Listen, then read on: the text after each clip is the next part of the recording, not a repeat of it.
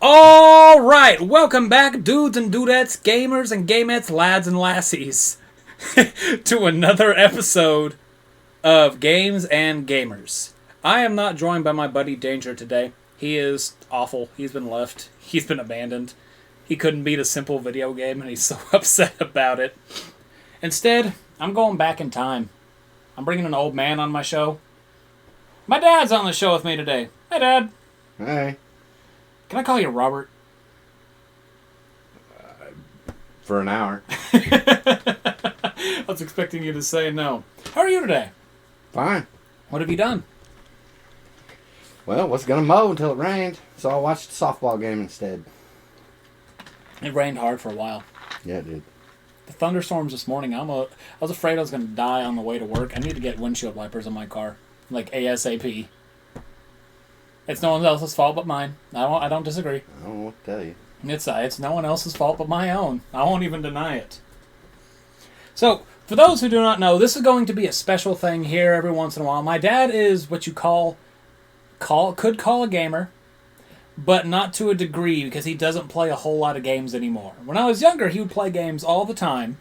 Now that he's gotten up there in his older age, he doesn't play a whole lot. I got him a PS4 for his birthday this past year, and he's played 2 games. Yeah, Final Fantasy and Last of Us is all I've played. Yeah, Final Fantasy not 15. You're gonna play 15 eventually. I will. And then he played 7 Remake and then Last of Us. We're gonna be discussing The Last of Us today, but really quick, since it's your first time on our show, tell us some game stuff. What was the first game you've played? I played Mario Brothers when it first came out. Wow, you're old. Yeah. But then also, favorite game. Like if you had to pick one game you could only play, like if you could turn on every day and play it, but it's the only game you could ever play. I'd get tired of any game if I was only able to play one. No. You can have one game that has massive replayability. There's got to be one that you can play that if that's the only game you had to play for the rest of your life. That's tough. Just because of recent history, I'd say Mario 3. We have a fun story for Mario 3. We'll tell it at the end of this. Even my mom's in here staring at me. She's not going to say hi, though. She's camera shy. Even though there's no camera. But, let's see. And probably worst game you've ever played. Oh, I forget the names of games that I hated. That you can remember. Like, out of what you remember, it's a game. Like, I played it once. I'll play it every once in a while, maybe. There's been a ton of them that I've started and didn't like and forgot it. Let's see. We've got... What I know, you weren't a fan... I think you said Final Fantasy X. You weren't a fan of Final Fantasy X. No, I didn't like 10 very much. Didn't care for 10. I think the biggest one I can always remember was Contra. Oh, I like Contra. On the PS1. Where they did the 3D remake. Yeah, it was a little bit different, but it wasn't bad. You broke the disc. Well, I couldn't beat it. Didn't beat it that time. You couldn't have beat it if it was snapped in half. It was snapped in like 4 or 5 pieces. Oh, I wasn't the first game I broke. I know. I've broken games too. But that's the only one I can really think of as the game you hate for the most is that one. There was some South Park game I played, and that game went through a fan. South Park has a lot of stupid games. Like the Fractured Butthole. I don't remember which one it was. I think that's the most recent one. It's either the Stick of Truth or the Fractured Butthole. Oh, this was... You were little. Yeah, I believe it. Because, South Park's been around for freaking, 25 years? It may have been the very first one. I don't know. I feel like you. If I played it again, I'd know. I feel like you've probably broken Nintendo games. Yeah, I go through controllers more than I do games. Well, it's been a whole hot minute since you've had a rage moment like that. You just don't understand how hard it is to break a Nintendo controller. It takes effort. It's like a Nokia phone. Yeah. Yeah, they're like a brick. I've broken PlayStation controllers. Yeah, but I can break them with my hands. Normally, you got to throw a Nintendo controller pretty hard. Nah, that's paper. Snap it. No. It's like a phone. You hand me one of your controllers, I can break it. I don't think you want to. No, not anymore. They're very expensive now. Yeah, I know. So, like I said, my dad's been playing through The Last of Us. He played through 7 Remake and got that in the PlayStation for his birthday. Then we started watching the live-action TV show of The Last of Us. He was asking about it, said, hey, I got it recorded. Wait, he's old school. He uses DVR. But he got it recorded and we started watching the show. He liked the show enough, he wanted to play the game. Right? Well, I kept asking you how close it was to the game, and you kept saying, well, it's pretty good. It's pretty spot on. So I was kind of curious to see. The TV show would lead into a point where you would tell there would be video game moments, and then there'd be no video game moment. So I was kind of left wanting more, I guess. Like, and also one of the big things, we're going to kind of bounce back and forth between the show and the game because, you know, that's your whole experience. So this is going to be a Last of Us rehash. A Last of Us dad hash. Dad hash. Dad hash. Like I said, we've already gone over the game, so basic story summary of The Last of Us. In case you didn't hear it, go check it out. Put a thing down below. You can go listen to our prior episode. It's our first actual episode. Man named Joel loses his daughter when a fungal infection takes over the world. 20 years later, he and his new love are then tasked with smuggling a girl who is immune to the infection across the country to go more or less recreate the anti-infection fungal stuff to save the world. Big stuff happens. He meets people. People die in front of him. He kills people. He's almost died. And goes to the end.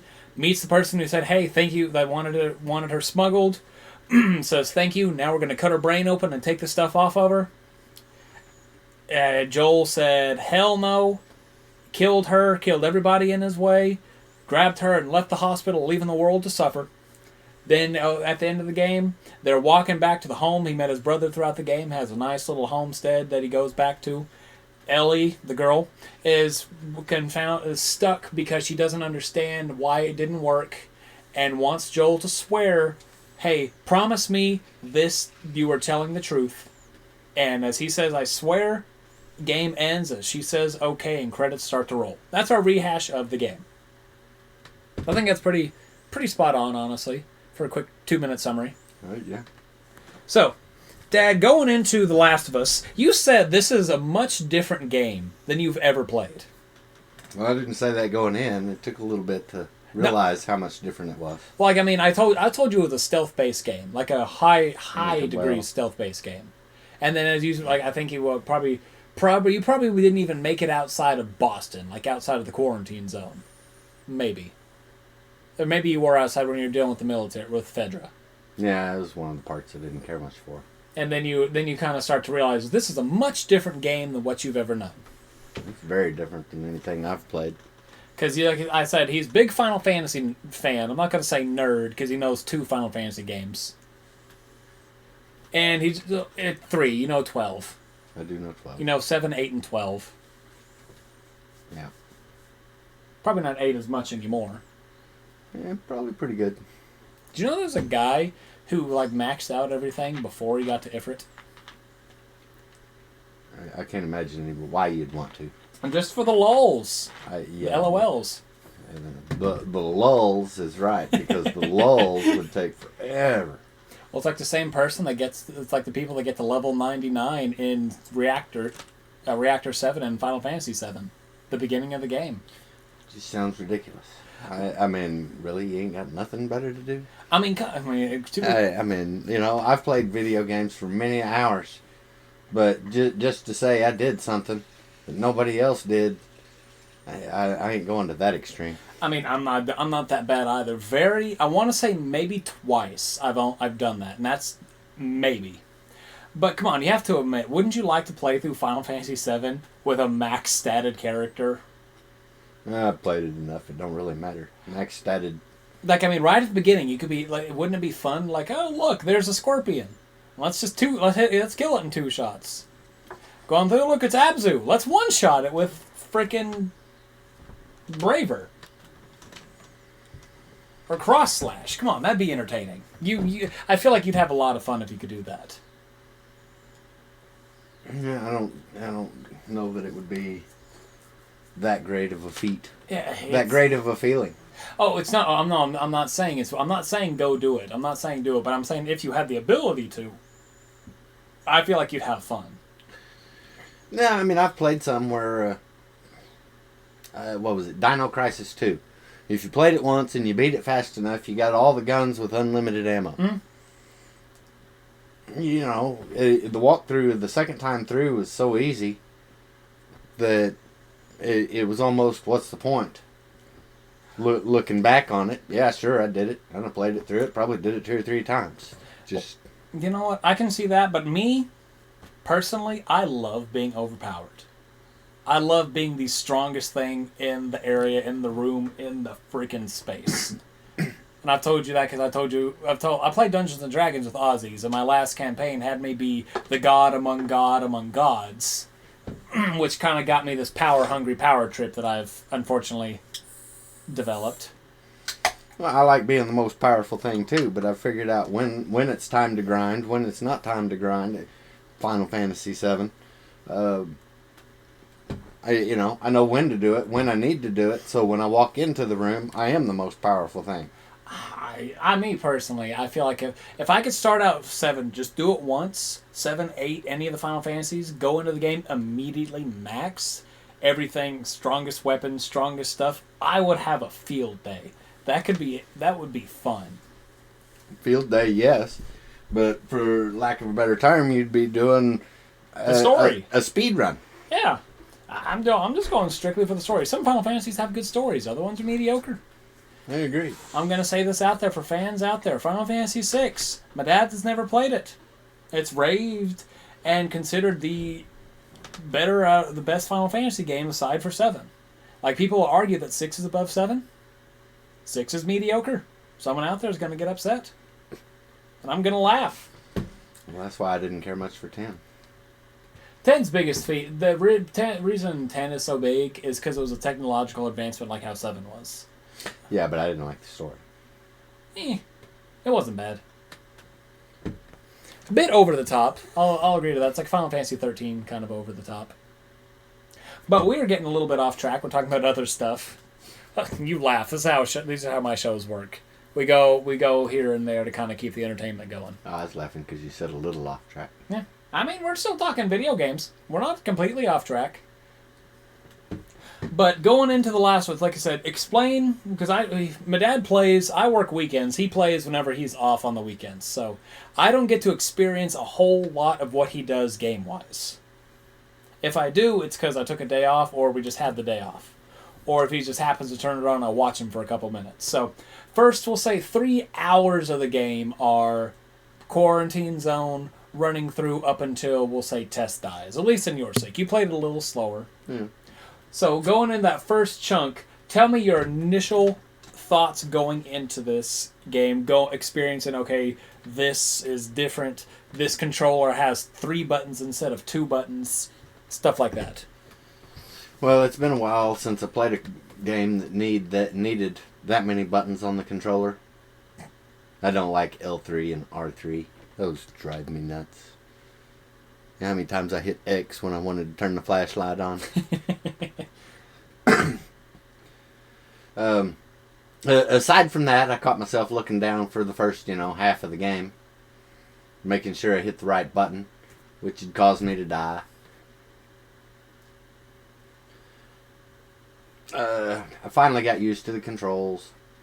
The game itself, I'd never played a stealth game before, so I've always been one to kind of go quick. Going quick was not effective, so you had to learn patience quickly. You'd have thought at my age I'd have learned patience already. And maybe I have, but not in a video game. Well, not the same kind of patience. So that was the biggest adjustment. I've always played video games to go fast until it become time to grind. Well, there is no grinding in The Last of Us. There's just moving forwards. The stealth part of it, which I've never played, quickly became fun.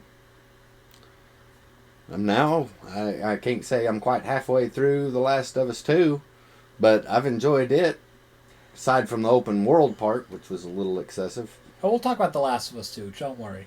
We'll talk about it. But aside from that being excessive, I've enjoyed the heck out of the stealth part of it. Now that I've played a stealth game, this is the first stealth game I've ever played.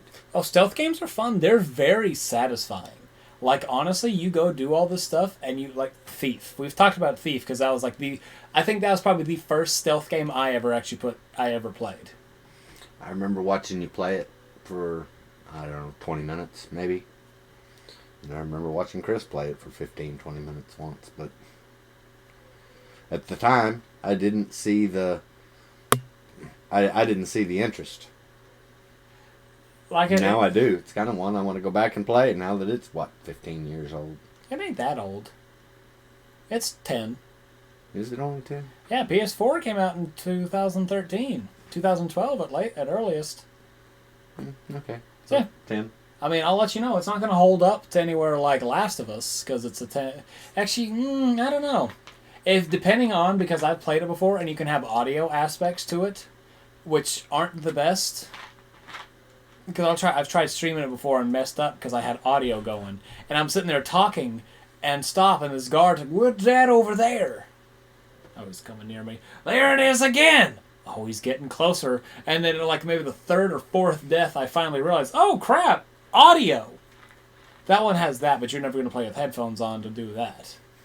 Because it's not one of those you talk quietly, the game, there could be something there. It's you whisper, "There's something over there." That's an interesting aspect. Oh, the games I never knew that.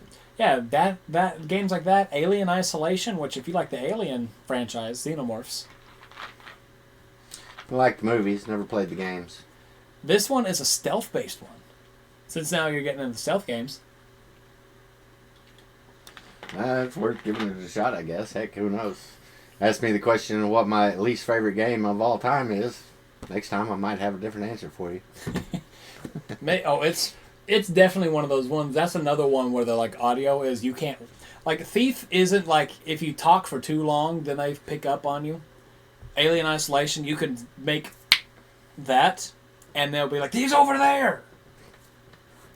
But so like I said he said he slowly got better. He just likes the stealth aspect of it completely different. I think whenever I first saw you actually playing, well, I think it was probably right before Tess died. You played for an afternoon, maybe an hour or so, because you had to do the whole setup on your No, that was for 7. But you had to do the whole setup. You went to the underground little dining central mall area with all the clickers roaming. Yeah. It's the first time, and he was a fun thing about this. He watched me play. It made me play the place where you were at 2 or 3 times. Keep replaying the scene. To actually get better at it because of what I had seen. Things that I wasn't doing that was causing me to be seen. I learned how to get past in that 5-minute window. So, yeah. You watch someone who knows how to play a game, you can learn a lot. Well, the other thing that caught me is there was a couple of times that I completely was out of ammo or out of the ability to kill things. So I had no choice but to sneak past. So figuring out patterns or where to go, what to do, how to avoid being seen added to it. And because it because it happened the way it did and I had no choice in the matter, I got better at it. It's one of those you have to get better at it, otherwise you can't progress. Yeah.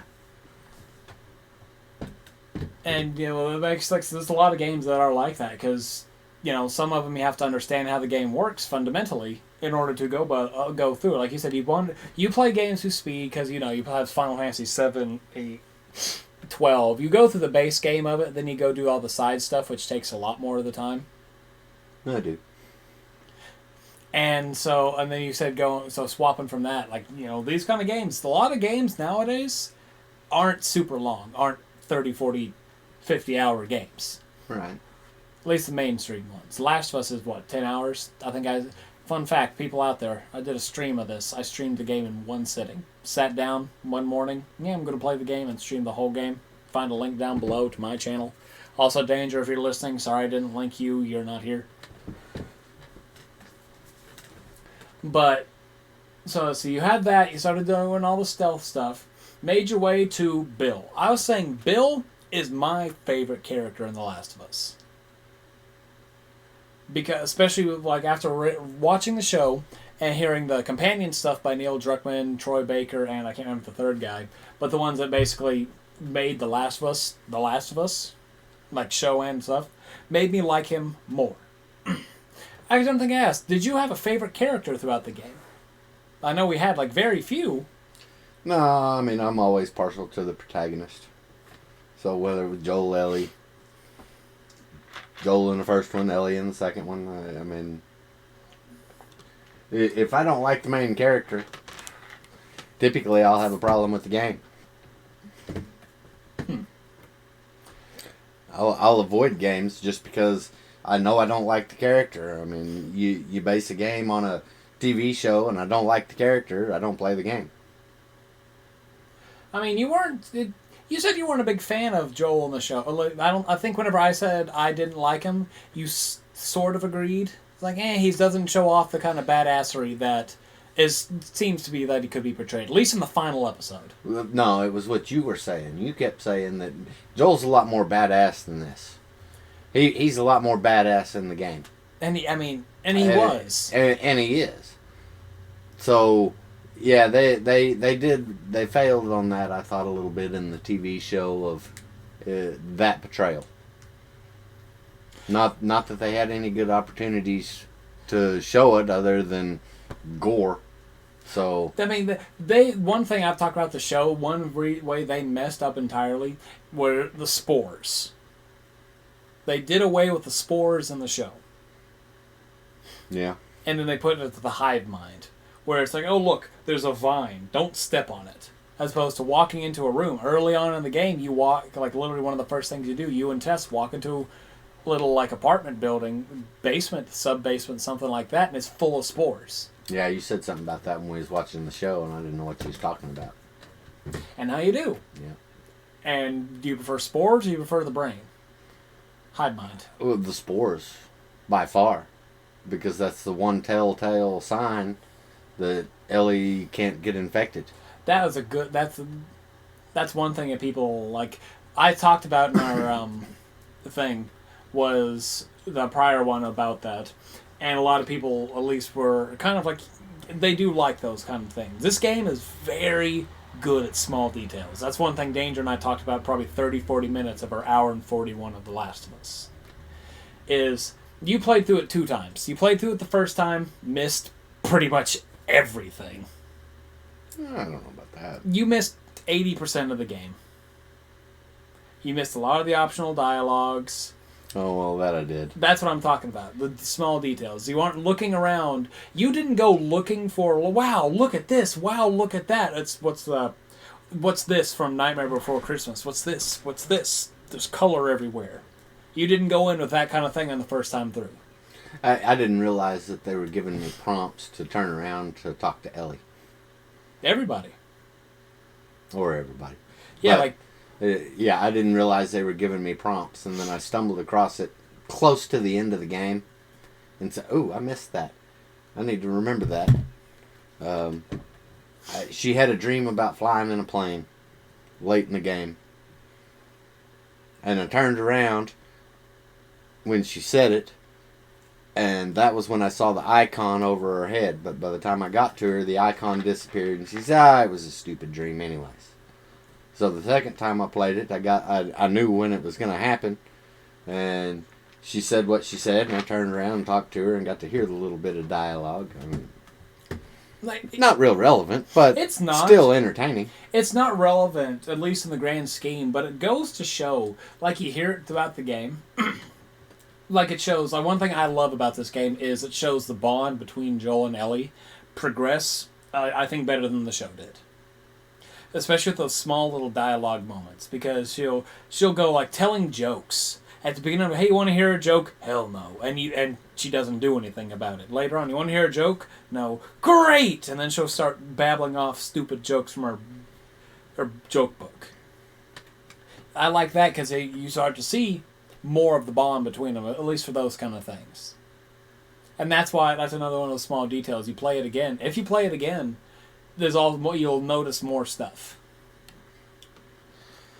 I noticed some of it, not to the detail that you're describing. I've been doing this. That I now review video games. I have to pay attention to everything. If someone blinks wrong, I have to let them know.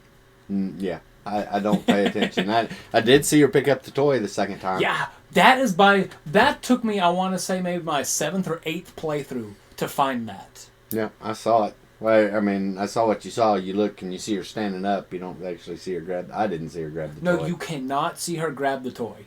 That's one thing. Like, I did that scene multiple times to try and find that, see if you can do it. But it's literally, as soon as you look, Joel turns away and you turn the camera, it's a split second. And you have another one earlier on in the game whenever she yoinks one of Bill's books. But it's even harder to find because it's so quick. Yeah, but at least they talk. Well, I mean, I guess they talk about that one and give it a dead giveaway. So the next time through, Well, that you'd know, and then you see her looking through the books when you walk down into the basement, and he says, "Don't touch anything." So, like I said, the attention to detail, and like it's unfortunate I've played games too many times, so now I'm doing this. I'm paying even more attention to small stuff. Because this game has made me realize people put a lot of effort into games. Like you and I want to say, what, it was a couple months back, you found out, I came home from work, and he asked me, you know what I learned today? The highest, and you said, it's the what makes the most out of media.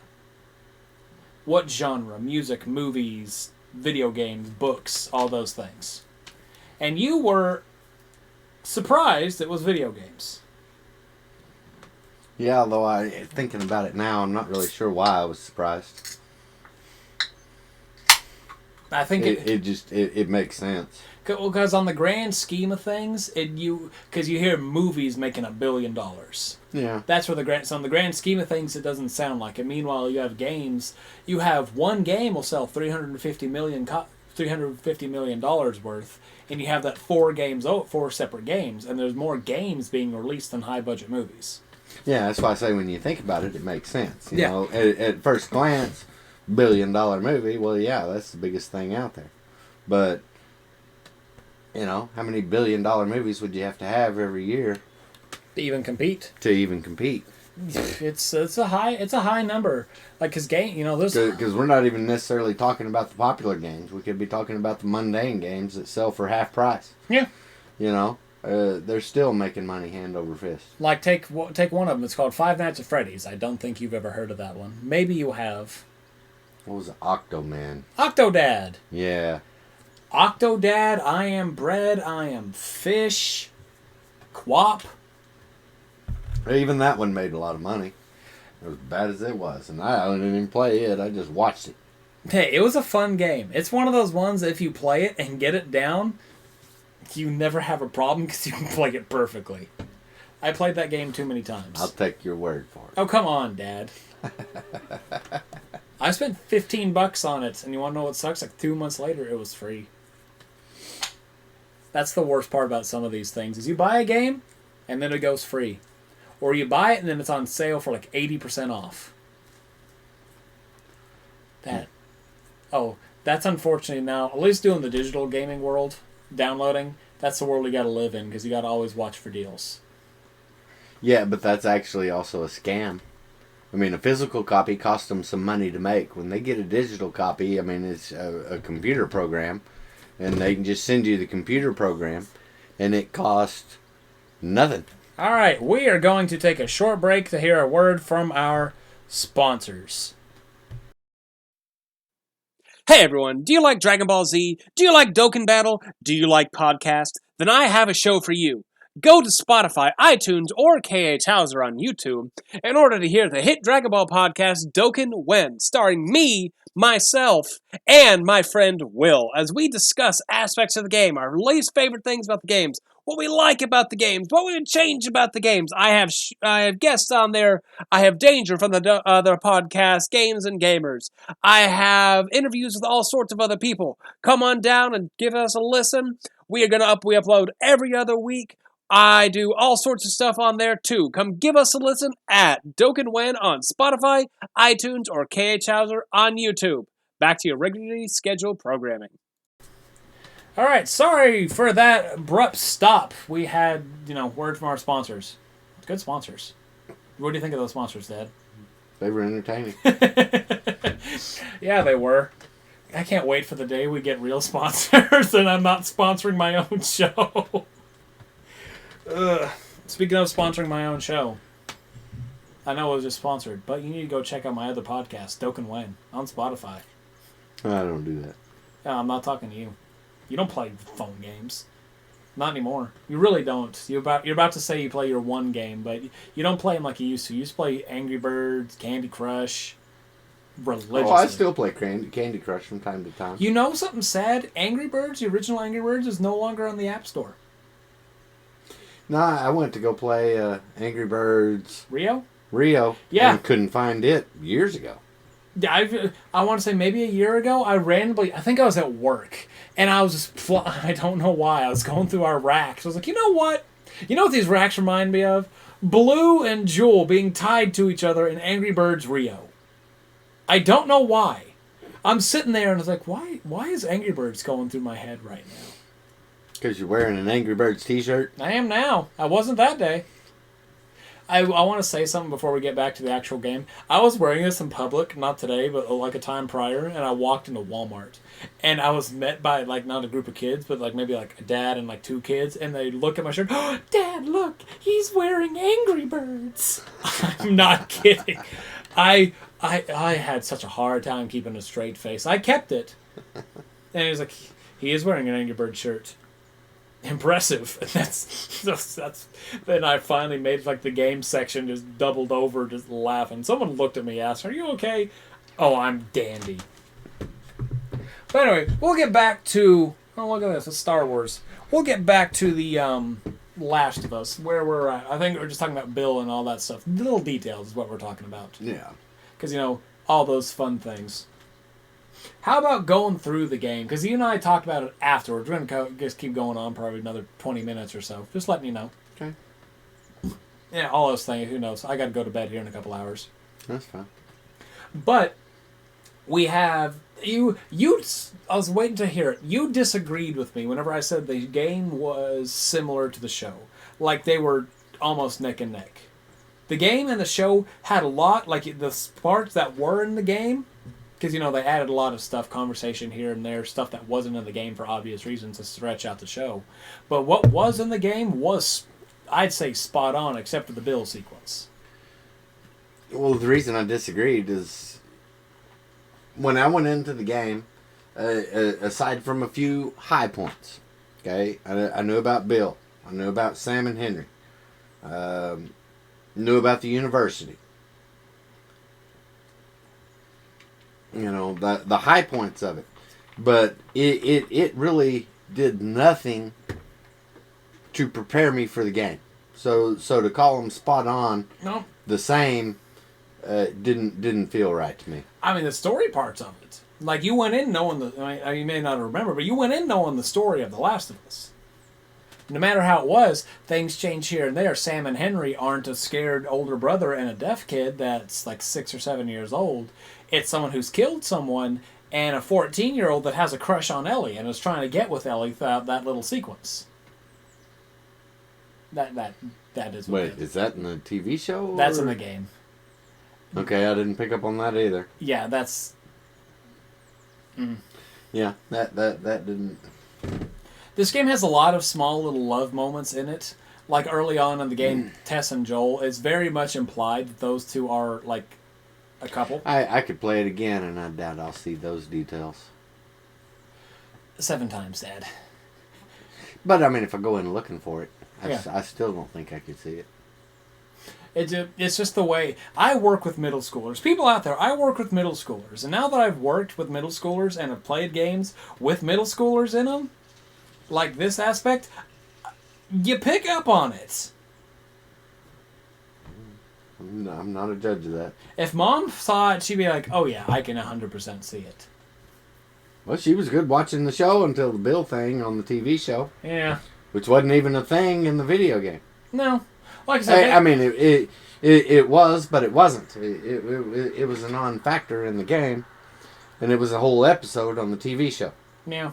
That I do not understand. I've heard it was. It doesn't matter how good the episode was. Realistically, like, I love Bill. That didn't do a whole lot for the series. That could be why I didn't care for Bill as much. Well, his portrayal was way different in the TV show, so I didn't have high expectations going into the game. He was much better in the game because there was action. In the TV show, he had none. One big thing pointed out to me, and I didn't realize it until after I heard from the creators.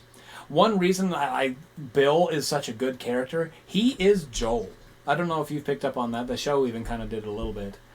Him and Joel are parallels to, like, the highest degree. The only thing is, as opposed to meeting at the end, they split apart.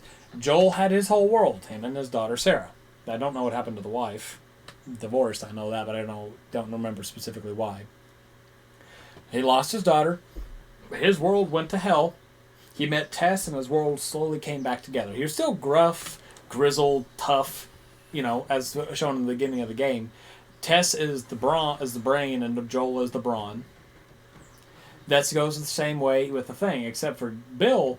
Bill lost his world, met Frank, made a new world, and died with his world. Died happy. In the game, he met his love, met his world, lost his world, and became just, I hate everybody. Like, they had very parallels until that one final thing. If Tess had left Joel, he would be like Bill. If Frank had stayed with Bill, he would be like Joel. Well, one thing about the game that I liked that the TV show did wrong was, Bill was still alive last time we saw him. Yeah, I know. I was very upset about that. Like, I love Bill. It was a shame that Bill killed himself. Yeah, playing the game first, that would have made no sense. I mean, following the story, why? Yeah, it makes no sense. And it's one of those things, unfortunately, I love Bill. Because in the game, he can be a recurring character. Mm-hmm. Not that he will be, because he ain't going to make no journey away from his town, but if his town got overrun and he needed to go somewhere, he knew where Joel was going, vicinity-wise. Well, I'm just going to go that way. Why not? Yeah. And he'd made it there by himself. Because he had the resources. You're not a fan of DLC, but me personally, I would have loved like a Bill DLC.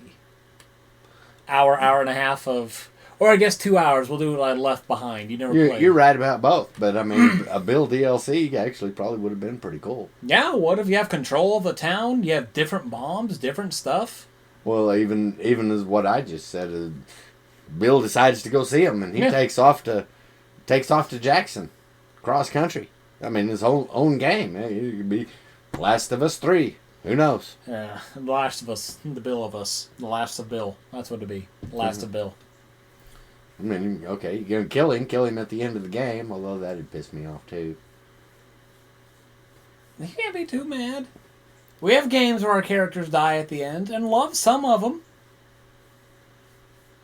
One of them. Mass Effect. Yeah, but that's always debatable, whether he actually died. There's one where he lived. And every other... Theoretically.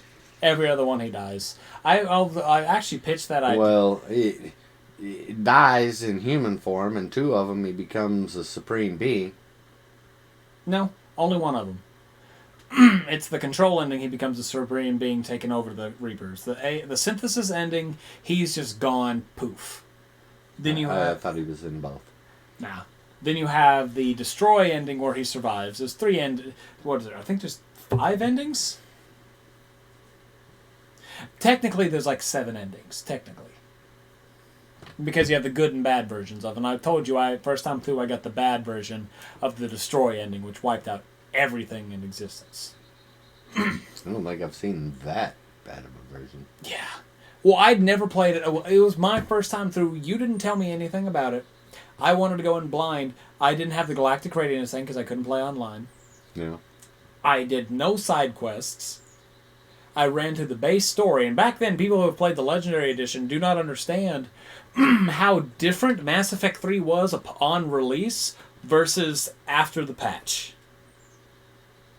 Because you could not get the good endings of the game without playing online.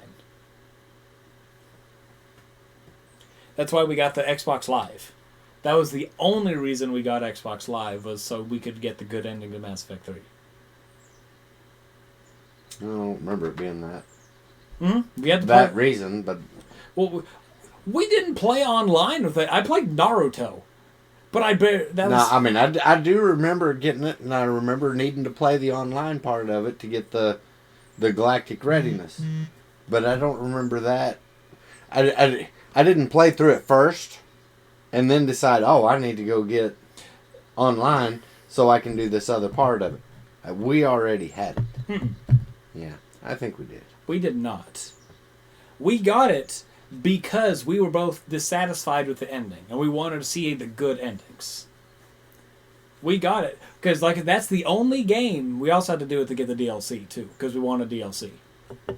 Mass Effect 3 was the reason we got Xbox Live. Well, I guess it was Xbox Live back then. It's Xbox Gold now or something. The Mass Effect 3 was the reason we got the online part. I don't remember the actual reason.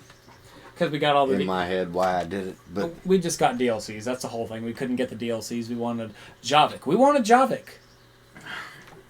We wanted to go... We wanted to... I remember having the conversations about Javik, and but...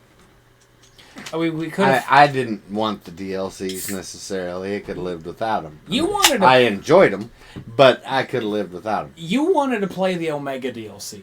I do remember that. You wanted to play that one because it had flair, and that's the strongest one in the game. I kind of want to do that. It just kills everything in sight. Combine that with my biotic, I'll rush in and just, hey, boom, and bomb them up close. That'd be amazing. I remember that conversation too, but I don't... I can't say that I wanted to spend money just so I could get downloadable content. You bought... That has always been an aggravation of mine. Oh, here's this game, but you can't play it completely unless you give me more money to get the downloadable content. I mean, you can play the game completely. That's the same for DLCs. You can play the game completely without needing them. But if the downloadable content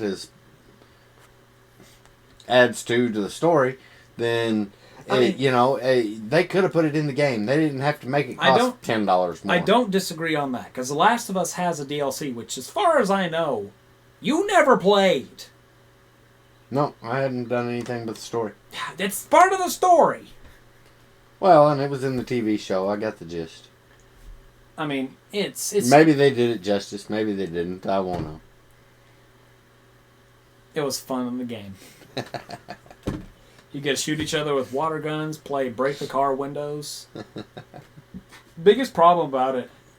I'll go back to... I don't know. That's kind of like watching a movie... about a character that I know's dead. I don't want to watch a movie about Black Widow. I know she dies. Then why do we play Mass Effect again? Shepard's gone. Playing a game and the experience is different, but whole new creation of something. And how many movies do you watch where the main person dies, though? Oh, bunch. Hypocrite? There's a bunch of where you just sit there and... Why did I watch that? Like a Lamb, the greatest movie ever made. Oh, my God. It wasn't a bad movie. We've seen worse. Next thing you know, you'll be talking about the Green Inferno. We have worked with somebody who actually likes that movie. Well, there's something wrong with that person. It's the same as my Aussies. And all of us have now decided that, yeah, he might be actually insane. Yeah. Our DM. Not the guy I work with. Okay. I mean, they both could be. Yeah, you told me about that. That guy's got something wrong. Here's the thing, though. Creativity goes only too far until you pass into sadistic. I mean, it's definitely creative. You can't argue that. Yeah, I know, but there's a limit unless you're also beyond that. And here, I can't wait to see what other nasty things he's got, and all of us just be grossed out. But speaking of grossed out, The Last of Us show had one of my favorite creatures in video games, the bloater. The show had it for 5 minutes. I don't know if you remember, but it's in that little sniper area you're running on through with Joel, with Sam, Henry. You find and the old man. You said you were expecting the old man with that thing, not some mercenary, or you were expecting Ish whenever you started reading more. I'm thinking of the movie, TV show, and when I saw the bloater, and that's when you're doing the sniper thing. But the Ish thing was way different. No, the Ish thing comes immediately after. You were expecting the sniper to be Ish, not just a random mercenary. Oh yeah, I was. That's what I was talking about. And in the show, it was that same part. I don't remember if Joel was a sniper or not. He may have been, but it's whenever Kathleen, I think her name, was killed by the child zombie. Yeah. And granted, it was cool. I'm not going to deny watching the bloater rise and just stomp and come out of the ground was cool in the show. But you fight 5-6 bloaters in the game. And it did not do justice to the bloater, I don't think. Since you've played it twice, more or less back to back, would you... For the most part, I found them irrelevant as far as the game. Well, because you could either sneak past them, or when I decided to kill them, I found the high ground and I hit them with 2 or 3 things, 4 things that would kill them before they could reach me. So, they were never an issue. So it wasn't that big a deal. Well, to be fair, you're also playing it on the easiest mode. That takes away. Well, okay. But I mean, just as a presence. When I fought in the arcade today was a pain in the butt. Oh, with Joel and Ellie? Not Joel. Okay. Oh, I'm thinking something different. No, when I was taking the boat tour. Oh, that's right. You know how I had to stop and go kill a whole bunch of people, and I wanted to jump over a wall, and I fall down, and here's this thing come running at me. And you can't get away, and there ain't no place to go, there ain't no place to hide, you gotta kill him. Yeah. And it's been too. I'm gonna have to play through this one again. It's been a hot minute. He was mean, even on the easier level. I remember very few things about The Last of Us Part 2. He destroyed an awful lot of arcade games. I'll have to play through it once you're done with it, and then we'll have to go through The Last of Us Part 2. I'll keep it stored until, I don't know.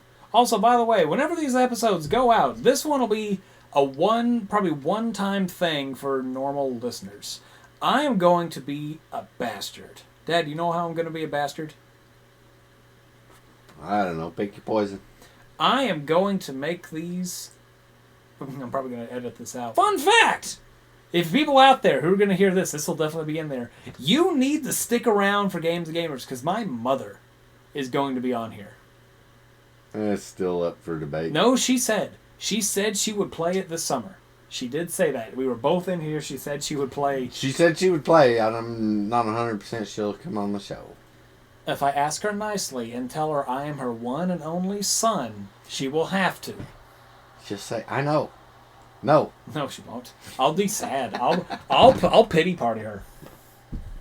But I put the odds at 30%. Hey, you originally thought she wasn't even going to say yes to playing a video game, so your numbers aren't true. You got to add more to it. No, because when she only plays it for 15 minutes, then I'm still right. I mean, if she plays it, that's more... You said she wouldn't even play a game. If she plays it for 15 minutes, she played a game. I've had the controller in her hand probably a total of, an hour of our marriage. I've seen her play. She played a SpongeBob game, Battle for Bikini Bottom. It was entertaining. But, so, like I said, the bloater, I preferred the bloater. The bloater's my favorite monster in the game, because it is by far the biggest threat. I don't know if you ever got killed by the bloater. Not in the first one. Well, because in the first one, all the enemies, if you get grabbed by a runner, get grabbed by a human, you can fight back. Yeah. If you get grabbed by a clicker, once you get a specific upgrade, then you can fight back. Yeah. You get grabbed by the bloater, you're dead. Shoves his fingers in your mouth and just rips the top of your head off. Actually, that did happen once because, I was in the subway tunnel. Yeah, at the end of the game? Yeah, pretty close to the end of the game. There was 2 of them. Yeah, right before you go meet Marlene, yeah. So yeah, that's kind of... And that's why they're the greatest threat in the game, truly. If you know how to deal with them, they're not a threat. But honestly, they are the biggest threat. They're fun. Cool design. I cannot wait for you to see the Rat King. You don't know what that is. Technically, you don't know what that is, technically. Oh. It is probably my favorite. You're going to see it. You're going to hear me say this. You're going to see it and think I'm crazy. It's probably my favorite video game enemy. Okay. It's in 2. I'll let you know that. The Rat King is in 2. Okay. Well, I mean, I'm not quite halfway through 3 or 2. You're not even probably... I'm getting fairly close to the end of day 3. I can't remember. Like I said, it's been so long. I can't remember specifically how long it actually goes. I'm at the aquarium, which I'm assuming is the end of day 3. Probably. Like I said, I'll have to play through the game again. But we're gonna do. He's gonna do Last of Us Part 2. I'll eventually come back on here. And I'll have to play through The Last of Us Part 2 again myself to actually go be more into it because I played The Last of Us enough. I did not care for The Last of Us Part 2 to the first one. Time expansion, because it's a lot longer game. You have beaten The Last of Us by now. Yeah. And the time it's taking you to probably say 30-40% of the game. Possibly. And that's probably highballing the actual percentage. Possibly. So it's a 35-hour game. I do appreciate the fact that they've told me how many hours that I've run around looking for nothing. I mean, would you prefer they do or don't? I would prefer they do. Oh. I figured you would have this. I've been running around for 4 hours. And what'd you do? Who's the guy in Peanuts? I got a rock. It's Halloween. Is it Charlie Brown? It's like, what? I got nougat. I got chocolate. What'd you get? I got a rock. I don't know. Come on, Dad. This is your generation. Never was much of a Charlie Brown fan. It's Peanuts, not Charlie Brown. Know your fiction. Wasn't a Charlie Brown fan, so I wasn't a Peanuts fan. Charlie Brown was the protagonist. What did I say earlier? Snoopy's a protagonist. What are you talking about? If I'm not real big on the show, I mean, that is where we got the phrase over hill, over Dale. Poor Dale. Yeah, no. I've said that before. Nobody to this day has ever got it, and I've never explained it. Oh, sorry. I just did. We'll see how it goes. Someone out there. But, like, the people I know, because I'll say it before, like, I'll actually say it, but, yeah. But, like I said, we're talking Last of Us. Go on through, you get to meet all these fun characters. You said Sam and Henry. I told you I did not care for that. TV show? Realistically, either one. I didn't care for the portrayal of Henry in the game. I told you about it. He comes off as too overbearing. Older brother or not of Sam, he came off as way too overbearing. Yeah, when he wouldn't let him take a toy. Yeah. Really? I mean, there ain't no kids around anymore. Let him have all the toys he wants. No, not all, but I'll agree to them. At least one. Yeah. You have that very overbearing, just overprotective. Yes. And that's why I did not care for him in the game. You know, had he been overprotective for a deaf brother, that overprotective, okay, that would have made sense. Yeah. But the combination of the two, or the lack thereof, makes it a whole lot less. Makes a whole lot less sense. Like I said, and then you have the show where I told you this, and whenever I told you this, you didn't agree with it because you said I don't think this much about video games. It's video games. Why do I care? Where I said what I felt like he should have done come the end of it is he plays tough. You know, Henry on that final night whenever poor Sam is turned. Yeah. He plays tough and is talking to Joel, confides in Joel. I would have loved that little extra 5 minutes, which I guarantee you, there's probably some out there they did this. Him confiding in Joel of, I'm a terrible brother. I'm awful. I don't feel like I'm doing enough. I just feel like I failed. One, it would coincide with the fact he did fail. But two, it'd show him as much more empathetic, much more of a human character. A lot of people nowadays play games like this for the human aspects of it. That's why Joel is such a likable character. He's not a protagonist. He's a human. He just kind of does what a human would do. Yeah. Granted, he's more or less a superpowered human because he bashes people to death. Well, he's the protagonist in a video game, aren't they? The superheroes, technically. You could argue that he's actually the antagonist if you think about it. Whatever. Okay. Like, technically, I read that once after the show was done. I was like, you know what? That's an awful theory. I love it. Marlene's the protagonist. Joel is the antagonist. Yeah, I had a friend years ago that said, if Star Wars, if you look at that the other way, what if the rebels were the bad guys? Oh, it's like Thanos. And Palpatine was the good guy. Like Thanos. And you sit there and think about it for a minute, and you can actually make it make sense if you want to. Yeah, that it's like the Thanos thing. People said if you think about it, Thanos was the protagonist of the thing. He had a goal. He had people trying to stop him the entire time. Yeah. It's all matter of perception. Like I said, the game, and also if I remember the show right, he was scared in the show. He showed more human sympathy. He showed human in the show, and I liked him more in the show. I didn't care for him, the portrayal of how they did it. Realistically, it's one of those things. I'm not trying to exclude anybody, but I do not. If something's in a game, and if something's in any form of media and does not add to the overarching story of it, I see it as a waste. Like I talked about this in whenever Danger and I did this. In The Last of Us, with Sam and Henry, you can run through a sewer. You remember that? Not a fan. Isha sewer. Okay. Yeah. I do not care for that part in the overarching game. Because you know what it does? Nada. You can take that part out, they'll be the exact same game. Realistically. Yeah, but all games are going to have a bunch of moments like that. I mean, some do, some don't. It's some of those ones where everything. If you ever play them, Telltale games or Detroit Become Human, you should play that one. I feel like you could enjoy that one. Choice based, where I know it's not choice based, but it's an overarching story. You get to see what's going on. Where every detail you make has something to do. Last of Us was a game where you do something here, it plays on later on.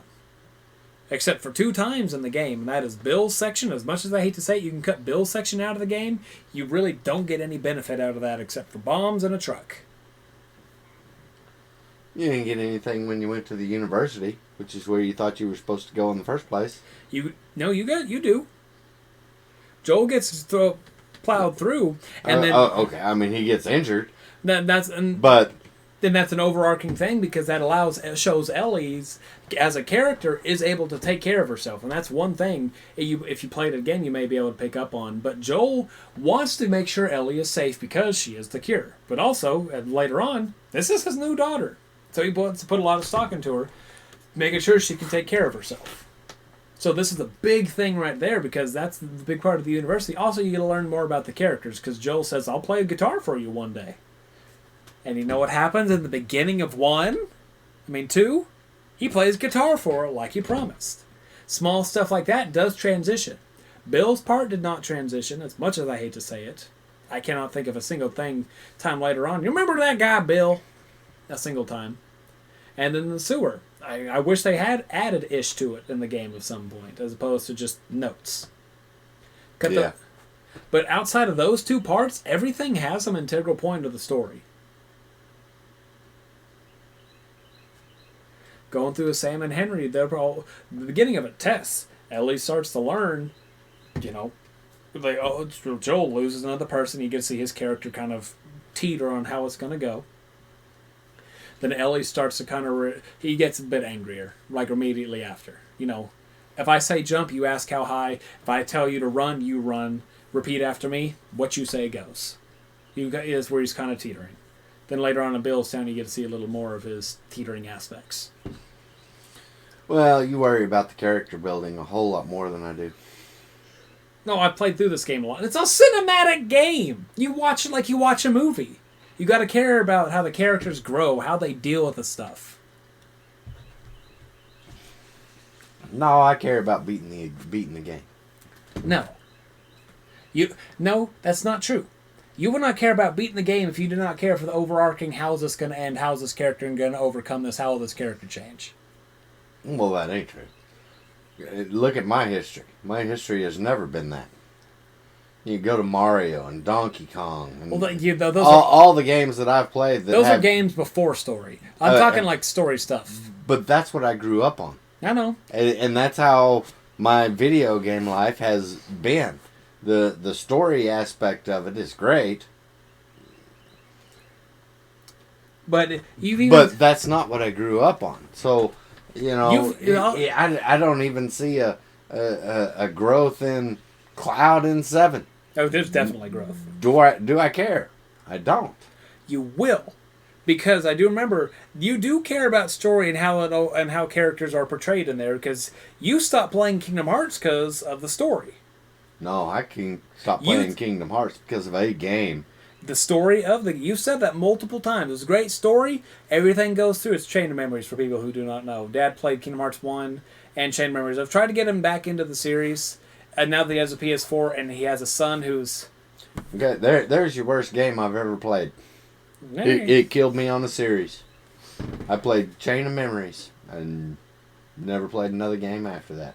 You should. I think you should give it one last shot. Start off, play 1. I have it on disc. You can play 1. Skip over Chain of Memories if you want. Then play 2. I mean, it didn't add anything to the story. No. I will disagree that, but you haven't played it, so no. Okay. I guess that's fair, except for that, the whole game was made up and in his head and fake. There's reasons. Trust me, there's reasons. But, yeah. Okay. There's my vote for worst game ever. You know, I have very different games. Mine's a game similar to Resident Evil and Silent Hill, except it's bad. And that is enough title I remember. You didn't remember it until I said it. I didn't think of it until you said it, but I did remember it. But games nowadays, at least in the cinematic aspect, you watch it like you'd watch a movie. You want to know how it ends. You want to know what this character is going to do. Yeah, but back to what I said before. If I don't care for the protagonist, I don't play. But I'm using stuff that you have, like this one you like. You have the Final Fantasy games, which you could start. You could play it entirely. You could have stopped playing 10 immediately. You wanted to know how it went. You wanted to know how it went, though. 12. First time you played 12. You know what? We'll see how it goes. You liked it enough. You want to see how characters overcome stuff. You were the one that told me Balthier was the main character of 12. Mm-hmm. So you care more about character stuff and like that than you at least seem to think you think. Well, that would definitely be a subconscious thing because everybody, and no matter what it is, every person, at least nowadays, because story stuff has been shoved down our throats so much. Not griping about it. I love the story, the in-depth story and stuff, the lore of it. But everybody now has a subconscious of what's this character going to do? There's a challenge. How do they overcome it? This is how they did it. What's the next step? Yeah, I didn't catch that through The Last of Us. I had a task in front of me. The task was given to me early. Yeah. I can understand the attachment to the kid because, it went, summer, fall, winter, spring. Yeah. So, I understand the time concept that they spent together. And I knew about his kid's death. Very sad scene, by the way. A lot of people cried in that. A lot of people cried in this game. You didn't because you already knew it was coming. Yeah. But very sad. Like, the game was a very sad game. Realistically, you look at it, it's a very sad game. From the beginning to the middle to the end. It's a game about loss. Because everybody, Joel loses Tess. Ellie loses Sam. Marlene loses Ellie. Little detail in the end, but it's just game about loss. It's a sad game. And you don't pay attention to at least like how I now have to. No, not now I have to. I want to. How I get to. I like fine picking the game so I can figure out this is what they should have done, this is how they could do it better. Well, there's the difference between the two of us. I have a review podcast, and you play games for fun. No, but I mean, you worry about it, and like I say, I play the game for fun. I play the game for fun, too. I play for fun first, then I'll go to the reviewer. And if this game hadn't been fun, I wouldn't still be playing it. I wasn't saying it wasn't fun. Like I said, I love this game. That's why I put the god-awful amount of hours into it. Right. In a 10-hour game. That doesn't warrant like that, because it doesn't have the same replayability as Telltale games. Mass Effect. I don't know. It falls into your memory theory. Oh, yeah, games are... I'll say this here, because I've made a hot take, because we're actually about to end this. I'll do a hot take here at the end. You know what hot takes are, right? Basically, it's one of those could-get-you-killed opinions. There are only two types of games out there that are skill-based. That's any PvP or sports games. Every other game is memory. You are not good at the game because you're skillful. You're good at the game because you died 1,000 times. You remember how to move out of the way. Yeah, and I'm still in the process of trying to disprove that. And you want to know what really sucks? Ever since that one day of playing it, I see a lot of Mario stuff on my TikTok. Yeah. You want to know something really bad? There was a guy that beat Mario blindfolded. Was beaten levels blindfolded. Legitimately blindfolded. Okay. He ain't beating the levels I'm talking about blindfolded. Mm-hmm. Nope. Yeah, he was at where the screen's moving up and down, stuff's coming from the right. Yeah. No. You can, if I can find him, I'll show you. You have to download TikTok, but I'll show you. But he was beating him. He was at the end of the game and like on those final levels. He's one of those like professional retro gamers that literally only plays those games. To the degree that, okay, this character... Like those who, whenever they land on a pipe, you can land on a pixel of the pipe and not get hit by the piranha plant. It's those kind of people. I definitely have to see it to believe it, because I don't think there's any chance in hell that you could play what I'm talking about blindfolded. There is absolutely no way. You can't know that, I need to hit the controller or hit the left button 2% of the time while I'm jumping. It's impossible. And if you go to that point, well, you've gone beyond ridiculous. No, I don't disagree. And here's the thing. And what I said was, I did not say... And we're talking to everybody else. We're not talking to that one person. I know. Well, like I said, and theoretically, I guess he could disprove it.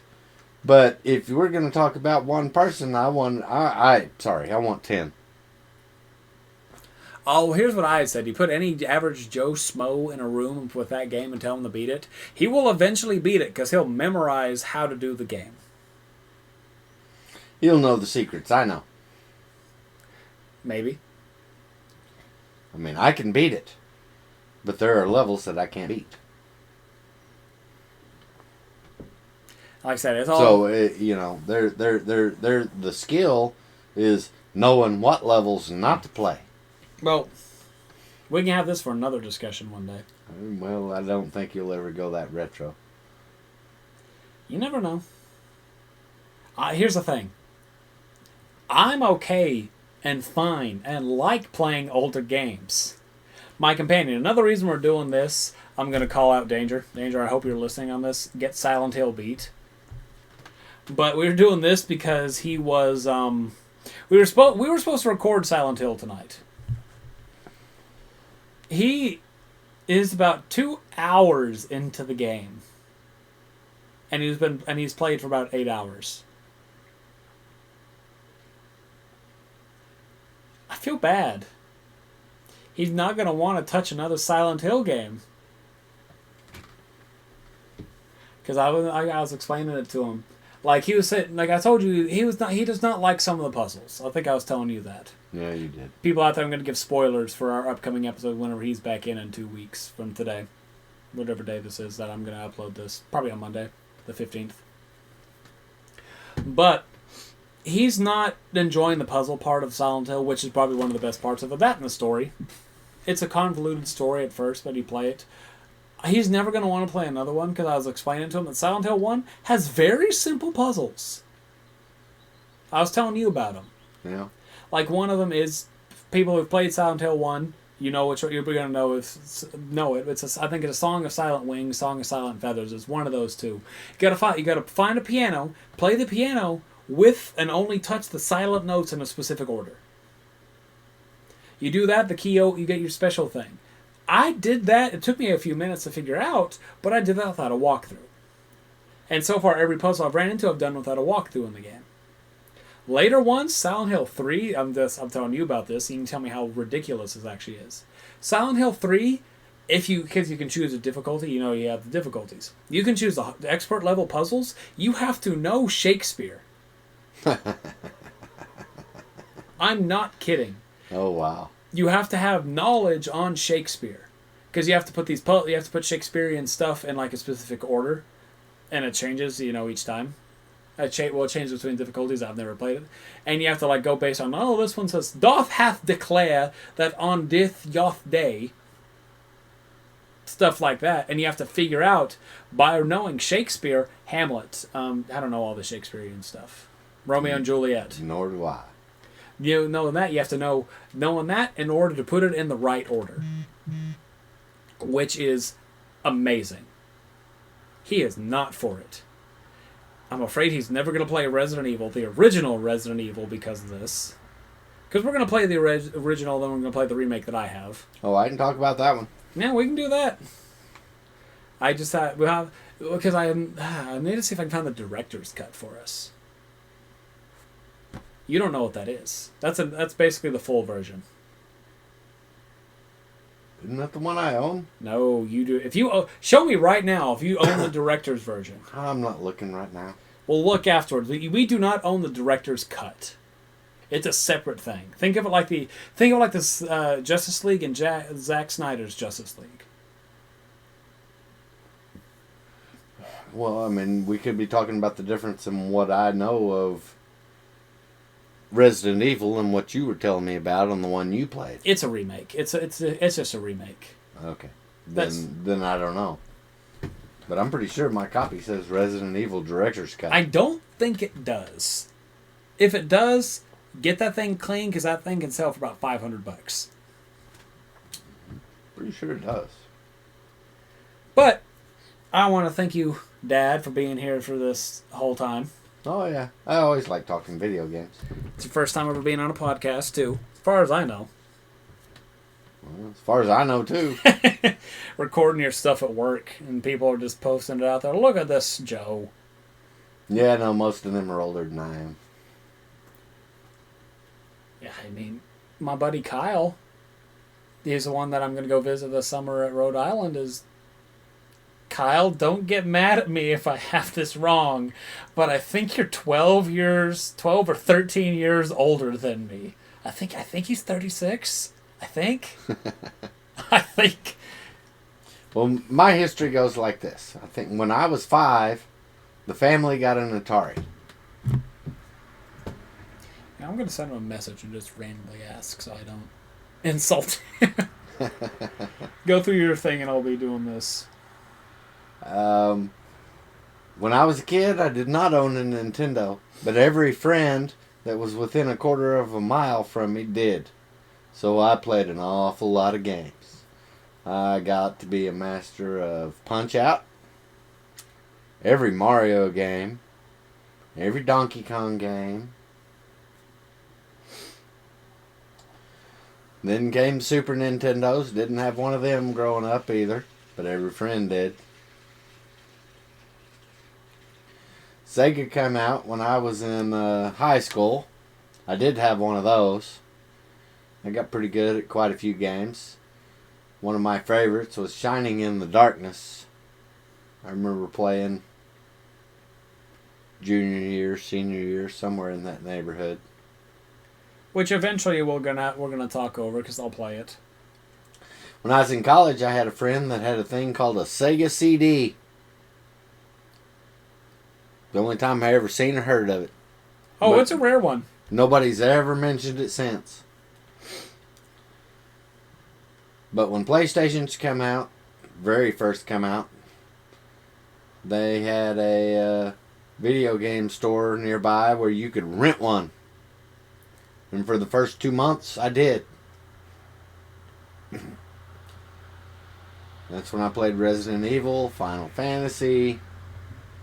I was like, alright, Final Fantasy's too long. I gotta own a PlayStation. So, next paycheck, I went and bought one.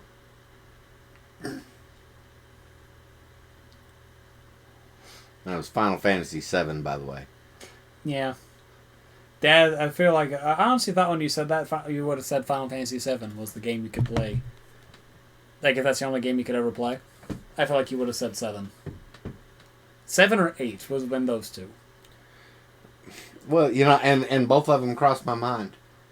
But... So, Mario 3 is a constant challenge. And it is a fun challenge. I had you play it. You had no idea what to do with the frog suit. And then there was a couple of moments I could tell you. There are more coming later levels that we didn't get to see. No, so I never played. I went in completely blind. But I do not, I think to this day, know that game 100%. Final Fantasy 7 I do. Final Fantasy 8 I do 100%. But I've never 100%ed Super Mario 3. You cannot say 7. Because you learned, last time you played through something new you didn't know about it. Well, and I've never got the poo-poo card in 8. But, I mean, are we talking technicalities here? Chocobuckle. You didn't know Chocobuckle. That's what I'm saying. I say 100%. It's unfortunate. That's unfortunately, I am very specific. You say 100%, you literally, it's like how I am with Kingdom Hearts. And I'm not even that. I mean... Semantics. I use it as just as a number. I mean, you know what? 106. What was it? Donkey Kong Country 3. 108. I think it's just 6. It's with Diddy Kong and Dumb Kong. Yeah. Not Diddy Kong, Dixie. No, it was 100. I think it was either 108 or 118, but I know it ended with an 8. I don't know. I can play it tomorrow and find out. No, you're cooking tomorrow. Electric Smoker. Hello. I don't cook. I make ramen with buffalo wings. But that is all we got for this episode of Games and Gamers. Like I said, if you want to hear more of this, whenever we get to it, we're going to unfortunately, we're going to something. I don't know if it's fortunate or unfortunate.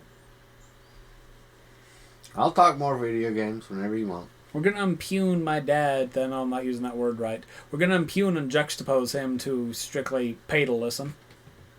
So. That'll be hard to do. You never know. We could get enough fans out there. Like Doken Wen, I haven't been able to, I've been kind of slacking on the episodes there, but we're still going pretty strong with that. Shut up, phone. Oh, Kyle. Oh, I was wrong. He's 10 years older than me. Kyle, I'm sorry. But you said 35. He's 33. No, I said like 35, 36. Okay. So 3 years. That's really not much of a miss. Well, thanks all for listening. Kyle, I'm sorry for offending you. Danger, I'm not sorry for offending you and calling you out. Dad, thanks one more time for being on Games and Gamers. Oh, yeah. Had nothing else to do. Yeah. You could have been playing The Last of Us. No, your mother would have been in here. Well, like I always say, Thanks everybody for listening. We got our consoles. Go put them in the rest mode. Chill out for the night. Take a break. Go read a book. I never said read a book. Just turn your consoles off. Go charge your controllers. Charge your phones. Do whatever. And have a nice night, everybody. Say bye, Dad. Good night. Bye, everybody.